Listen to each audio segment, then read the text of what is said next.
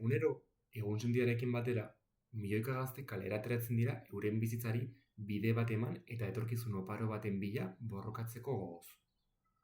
Hala ere, ahalegin horren guztiaren ostean, askok aurkitzen duten horma bakarra, lan ezegonkortasuna, ate itxiak eta bihar zer gertatuko den ez dakiten ziurgabetasun sakona izaten dira. Gaur egungo lan merkatuak eskaintzen dituen enplegu askok ez dute inolako segurtasun edo babes sozialik bermatzen.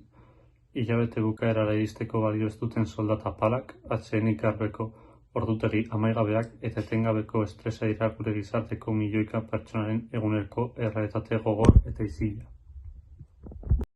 Hau ez alda ezina. Etorkizuna gure esku dago. Eta norabidez aldatu dezakegu.